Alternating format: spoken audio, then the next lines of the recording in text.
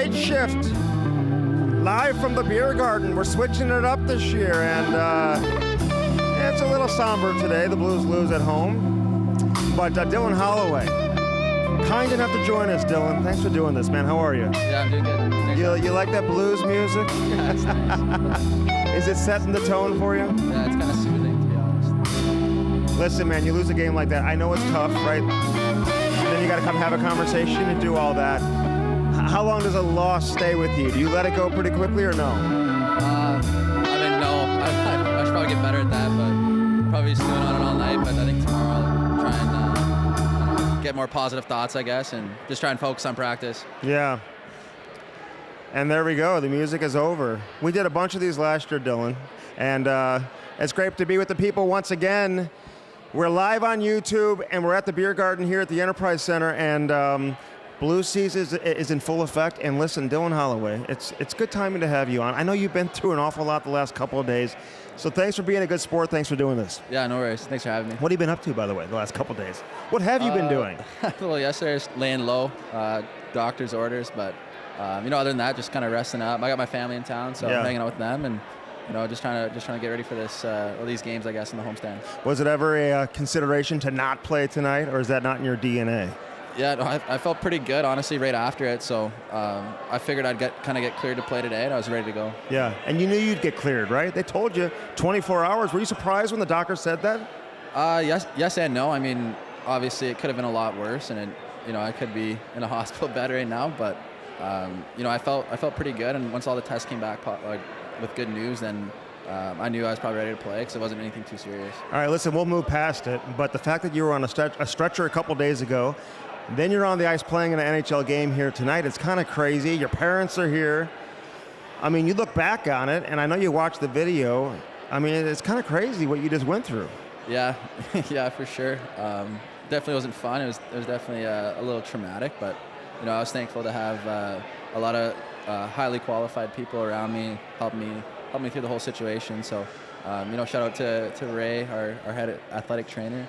He was great, and all the people at the hospital are great too. Yeah, the medical people, man. Mm-hmm. I mean, it's important to have those people around. Yeah. Now you know why you have so many medical people here. Yeah, 100%. Yeah, and they're so dialed too. They're super professional. But look, your fans are saying hello. How's it going here in St. Louis? You like it? Yeah, it's been great actually. I've been loving it. I'm living out in Clayton, and a lot of good dinner spots. People have been super nice. The commute's not bad either. It's less than 20 minutes here and less than 20 minutes to the practice rink. So it's been great. All right, you've been through an awful lot. I mean, I feel like yesterday you were in the Stanley Cup final, and then you go through everything this summer. Be honest with me, at what point during the summer were you like, okay, this offer sheet might happen? Did you know your agent was out there floating it around and you were hoping to land one? Yeah, I mean, it was a weird situation. I mean, obviously at the start of summer, we're trying to get a deal done, but, it just didn't end up working out. And then we got this offer sheet, and I feel like I talked to Doug before it was sent, and it kind of gave me the vision of the team and where he wants his team to go and just what kind of organization it is. And, I figured if I was going to go anywhere, I was pretty comfortable going to St. Louis. And it was kind of a crazy week there. I didn't know what to expect. I kind of thought I was going to fly under the radar too, but I guess that was just a little naive. The whole hockey world knew about it. But, once the decision was to go to St. Louis, I was pretty pumped, really excited. And it's been nothing but a warm welcome here, so I'm thankful for that. Yeah, for sure. Were you and Broberg talking over the course of the 7 days, being like, what are you hearing? Is this going to happen? Is it not going to happen? And the fact that you guys are coming together, that's got to be kind of cool. Yeah, we were talking quite a bit. We talked before it. The deal was only going to go through it as a tandem, so we were definitely talking through it. And then, throughout that whole week, it was just dead silence from both sides. We didn't hear anything, so it was a little bit of anxiety, but ultimately I was happy that we were able to stick together, and he's been one of my close buddies now for the last couple of years, so it was cool to go on this new adventure with him. And he's good, man. Oh, yeah. Did you know you knew he was good, but did you think he'd adjust as quickly as he has? I mean, I thought so. I've always been a big Broby fan. He skates so well. His hands are good, shots good. He's got all the raw tools, and I thought it was only a matter of time before he, kind of pops off and shows how good he is. I think he just needed a little more opportunity, and that's what he's got here in St. Louis, and he's kind of been running with it.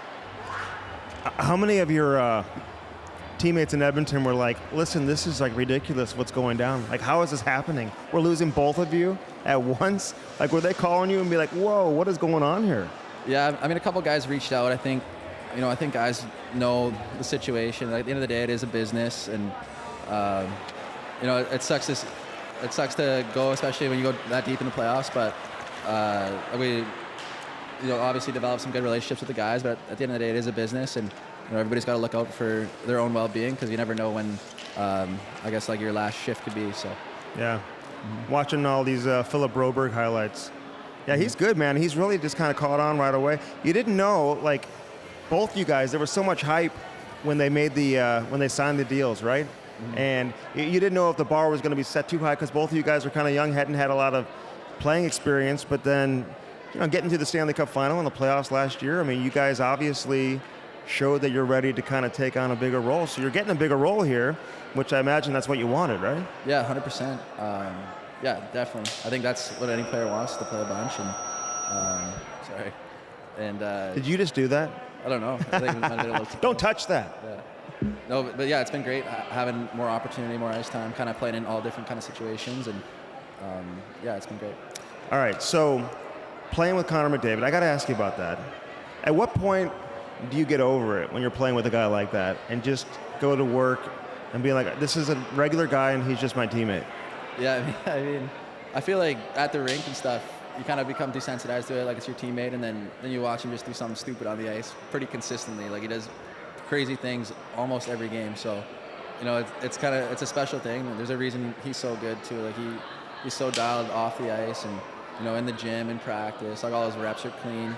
And yeah, he's just a hell of a player, and it was really cool watching him. Are guys nervous around him? Like when he walks into the room, like do you feel like, okay, here comes Connor, we got to be focused, or can he have fun? Like, is he one of the boys at the same time? Yeah, he definitely has a presence. I think he'll go down as the most skilled player of all time, maybe the best player of all time. Like he's so good, but at the same time too, he likes when the boys kind of give it to him. He likes being one of the boys, and he definitely doesn't really portray his personality in the media as he does in the dressing room. And I think that's kind of special about him. Like he's a completely different person with the boys, and he's a great guy. Likes to joke around, and he's fun to be around. You think that's by design?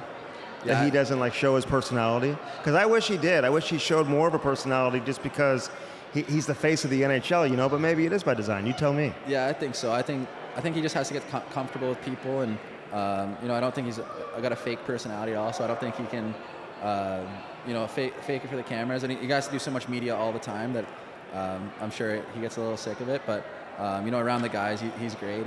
He's fun. He likes to chirp, and yeah, he's a great guy. How much pressure is he under?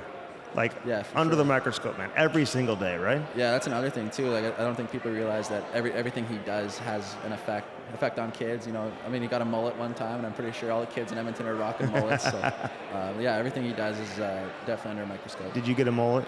I did, yeah. Did you? I followed suit. I had it a little bit before, but I always kind of shave the sides a little bit. My hair gets crazy, so. All right, so what do you like to do away from the rink, man? What keeps you occupied? Yeah, growing up in southern Alberta, I like to fly fish. It's a lot of fun. Just being outside, honestly, I don't even care if I catch fish. I just like being outside. And so fishing's a big one. I like just hanging out with friends. And yeah, I don't know. I love where I live out in Alberta. It's very close to the mountains. So, I used to mountain bike as a kid. And yeah, a nice picture of the sturgeon. Who is that? Tell us who's in the picture. That was Darnell Nurse on the left, Dave-O, myself, and then James Hamblin. Yeah, we did a team building event one year and went sturgeon fishing. I didn't catch a sturgeon, but I think that was hammer sturgeon. But yeah. Hey, so how does a kid from Alberta end up at the University of Wisconsin and play college hockey? Like, how does that happen?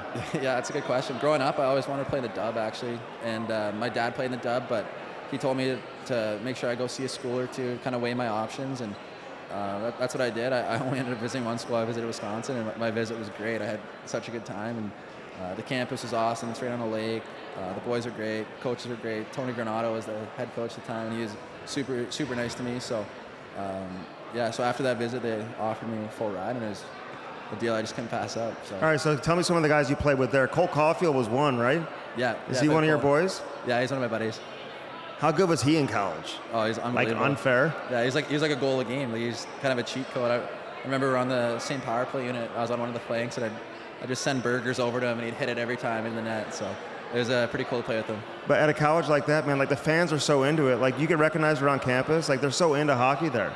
Yeah, a little bit. I think all the athletes have like red backpacks, so I feel like you see the red backpacks walking around, they're an athlete, but we always stick together. Like everywhere we went was kind of in like a group of like 3 or 4 or 5, so I think people definitely recognize the hockey guys, but college was a great time. All right, so you and Cole Caulfield, both Hobie Baker finalists. So were you like putting wagers down as to who was going to win, or did you just know he was going to win it? No, I figured he was going to win. I mean, he like I said, he was almost a goal a game. He played so well down the stretch too, and he was just incredible that year. So I kind of figured he was going to get it. So why'd you only visit one school? I just had a great visit. I don't know. I'm not too sure. I think after my visit, I was pretty hooked on going to Wisconsin, and they offered, and I wasn't sure what kind of offer I was going to get at the time. So I just pounced on it, and honestly, I'm happy I did. It was a great 2 years. All right, so growing up, your dad was a hockey player too, right? Yeah. 2 games for the Vancouver Canucks? Yeah. What kind of player was he? I'm pretty sure he's a pretty good puck-moving defenseman. I think he scrapped a little bit too. He wasn't afraid to kind of get in the dirty areas, but I think he was more stay-at-home, but a good player. Was he your coach? Yeah, he's never my actual coach, but he coached me at home, give me tips and stuff, and kind of show me the ins and outs of the game. Are you one of those kids that it was hockey all the time, and nothing else? Yeah, I'd say so. I loved hockey growing up. I still love it now. It's kind of just what I think about all the time. So. What was your plan B? If you weren't going to be a hockey player, what was Dylan Holloway going to do? I mean, that's a great question. I never really had a plan B. I always thought that if I had a plan B, I wasn't dialed into plan A. So, but honestly, if I wasn't playing hockey, I wouldn't be able to work an office job or anything. I'd probably either be in the military or, I don't know, maybe work on the oil sands in Alberta, just grinding away. But. Yeah, well, you're college educated. Now you can do anything, right? Yeah, seriously. I got half a degree. So you're going to go back to school and finish? Yeah. Maybe at some point, yeah. I think that's definitely a goal. I think that's it's definitely a feather in your cap to have a degree. So. What was your major? My major is personal finance. Ooh, you want to go in finance? Yeah, I mean that's what my major was. I didn't really take any hard classes towards it, but if I go back, I'll have to take like all the tough ones like econ and stats and stuff. So. Were you going to class? Like if you had class on a Friday at 8 a.m., were you going? Yeah, yeah, for sure. Well, my second year was COVID too, so it was all online. Oh, and God. A lot of the classes were just pass-fail, so I was able to, kind of put the minimum in to focus on hockey and, have a good time. Yeah. So growing up in Calgary, how cool was that? Did you enjoy being an Alberta boy? Like what goes on there for a young kid?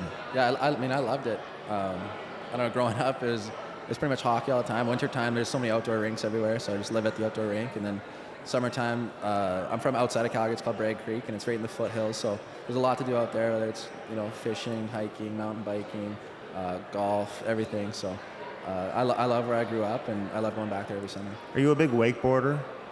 My sources say you are. Oh, really? Yeah. I wakeboarded a little bit as a kid. I snowboarded a little bit as a kid too. Look at the pictures. You can't deny it. You gotta dig deep for that one. Honestly, I don't know. I don't wake surf too much. I go once a summer with my buddy. He's got a cabin out in Kelowna. That picture's actually in Hayward, Wisconsin. My one buddy's got a place out there, so we went one summer. But I like to wake surf a little bit. Yeah, the fans get after it at the Kohl Center. The first time I ever took my son to a college hockey game was at the Kohl Center, and I couldn't believe on the lake out there, it's frozen out there at the lake, and all the kids are out there just hanging out on the lake all day long. Not necessarily skating or playing hockey, but they're just hanging out there. Yeah, I know. It's a cool place. I mean, summertime's great, just being by the lake. Everybody's at the student union there next to the lake, and then wintertime too. You're right, people just hang out on the lake. It's a great spot to be. All right, did you know Jake Neighbors growing up? Yeah, I knew him a little bit, yeah. What was he like? Like, was he a dominating player as a young kid? Yeah, I mean, I thought so. I always thought he was a great player. He was an age group younger than me, so I only played with him played against him every other year. But I always thought he was a great player. I first met him, actually, it was my second year met him, his first year. It was an all-star game. Made the all-stars the first year, which is pretty good. And, he was great that year. And he was pretty outgoing personality right away, so I liked him a lot. And then, every summer I kind of run into him. I've seen him at Stampede a couple times, and he's a great guy. All right, what goes on at the Stampede? I always hear about the Stampede. Lay it out for us. What happens at the Stampede? Yeah, I mean, it's a lot. It's there's a big fair, a lot of rides, like fair food, that kind of stuff. And there's a rodeo that goes on during the day, and it's one of the best rodeos actually in the world.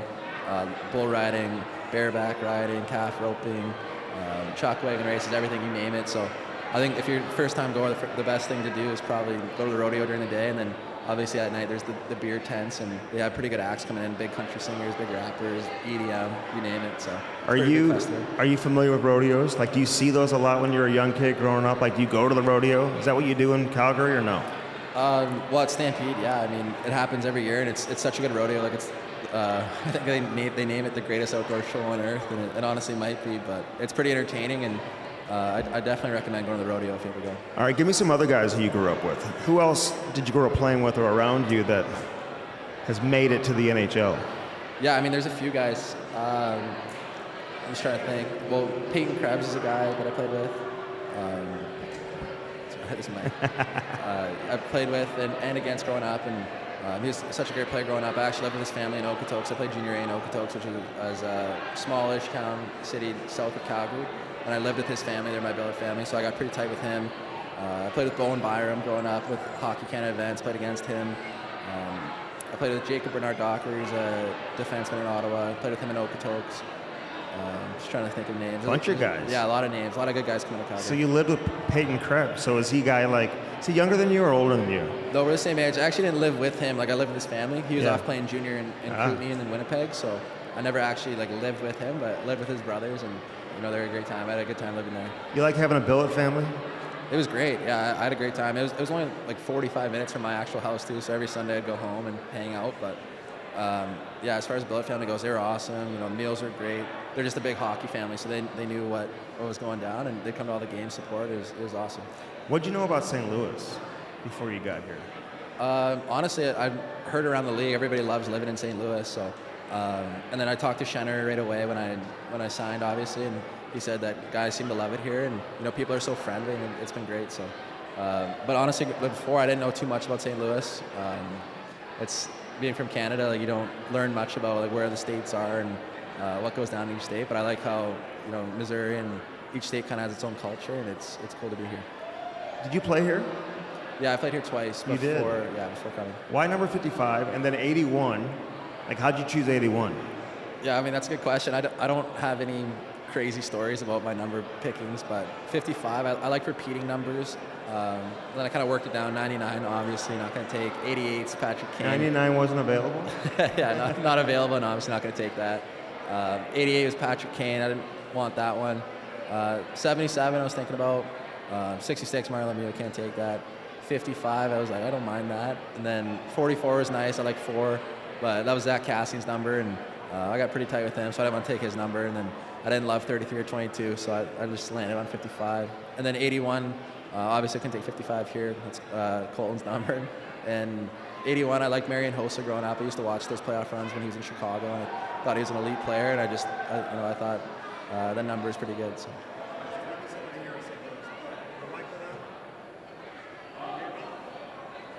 I got you.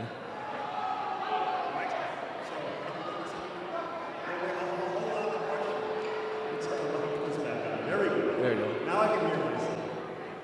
Who has really caught your eye, like right off the bat, that you didn't know was as good as they are here on the Blues? Yeah, I think a couple guys. I think first one that stands out is Binnington, goalie. He's definitely a guy I was excited to meet. You see, kind of videos around the league, but you meet him, he's so calm, cool, collected, great guy, just super genuine, and just all around great guy. And he's such a good goalie too. I mean, he stands on his head most nights for us, and in practice he's so hard to score on. So he definitely stood out for me. I think just how skilled Kyrou is definitely. I think he's stand out for me, and I like Schenner's game a lot too. He's just composed. He's a veteran of the game, and he protects pucks well. All right, so, and you can play center or wing, by the way, so you bring that versatility to the table. Yeah, I may try to. I just go wherever the coach tells me. What do you like more? At this point, I like both of them the same. Growing up, I played center mostly, and I used to like center a lot because growing up you can just swing and get pucks with speed, and obviously, but guys are a little faster in this league. So as a centerman, you got to be more responsible in the D zone, and sometimes you get pucks and sorry, can't even hear myself. Sometimes you get pucks and you're kind of gassed with the puck, but wing obviously is a little bit less of a defensive responsibility, and sometimes you get better chances on wing. Yeah, you've had some good moments here, man, in the early going. scoring some goals. You like watching highlights of yourself, or is that weird? I mean, I don't think it's weird. You know, I watch all my games. Like I rewatch my shifts and everything. And I'm not really like watching it to like be a fan. I'm just watching it, try and learn and see what I can be doing better. So, yeah. I mean, I don't necessarily watch my highlights, but I watch my shifts. You don't go home and like search yourself and like. No. Hey, listen. Tell people about the wrist injury you had, because there was a lot of talk about that, right? You had 2 wrist surgeries. Yeah. And it's really not even 100%. It's like you can't do a lot of things, but you can play hockey. It's kind of crazy, right? Yeah, I mean, this wrist injury I had, it was like second last game in college, and it wasn't supposed to be anything big. Like it's called the scaphoid bone in your wrist, so it's like one of those small bones. And the only bad part about it is the blood flow only goes through it one way, so it goes through it, but it doesn't come back out. So it's a hard bone to heal. So I ended up needing surgery for it, and then the first surgery didn't work. I hate to throw the surgeon under the bus, but he didn't do a great job. And then his advice to me after wasn't great, so I just never ended up healing over the summer. And then I had to get another wrist surgery. They had to take a bone graft out of my wrist, like put it in and heal. And it healed, but now I have limited movement in my wrist. Like can't go into a push-up position or anything. But I'm just thankful it's my bottom hand, not my top hand. So you know, I just gotta squeeze my bottom hand. And yeah, there's definitely some stuff that I'm limited doing, but it's been getting better. And it was definitely tough for a bit. I was out about 9 months in total. So really, yeah, it's 9 months of development as a younger player trying to make it pro. So how old were you? I was 20 at the time. So I just signed just on my entry level contract, and then I was out for like 9 months. So what's it like having surgery only to be told you needed another surgery, the same surgery? Yeah, I mean, it wasn't fun at all. It was, I don't know, that whole summer was pretty tough. I couldn't really hold a hockey stick, couldn't shoot, skated a little bit, but it's hard to skate without pucks all summer. And I honestly wanted that second surgery, just wanted to get better, and it was quite the process trying to rehab it, get my strength back, and get my hands back and everything. But I'm happy where I am today. Yeah, you got all the strength back now. Right? Yeah. Can you grab guys like after the whistle, no issues, stuff like that? Yeah, pretty much. Yeah. Do you have a lot of fights? No, I don't. I got 2. But you're not afraid to fight if you have to get into it. Yeah, I will go. Yeah, I like. I'm a big fan of UFC and MMA. So trained a little bit of MMA. I don't know if it translates well on the ice, but I mean, I guess we'll see. Yeah. So who's your favorite UFC guy? I got a lot. I like Justin Gaethje. He's definitely a fan favorite. Alex Pereira has been on a tear, so I like watching him too. Ilya Topuria, I started following him before he was the champ, and he's been on a tear as well. A big Sugar Sean O'Malley fan too. I think he's great. Yeah, I like all of them. Well, it's interesting because when you got hurt the other day, you like made the UFC reference. Yeah. I think for a lot of people that was like, okay, that kind of makes sense, Yeah. I mean, I think it happens a decent amount actually in MMA. Just like obviously they're trying to punch each other in the face, and they might miss sometimes, hit them in the neck. So. And then they're out. Yeah, and they're just out cold. Just like that. Well, listen, man, it'd be better to do these like after a win, right? It's always difficult after a loss, but you've been a good sport. We appreciate it. The fans obviously have gravitated to you. They love the fact that you're here in St. Louis. You and Broberg have brought that, different energy and some excitement, and added something to the team. So I know they love having you here, man. So I hope you're here for a long time. Yeah, thanks, Rick. Me too.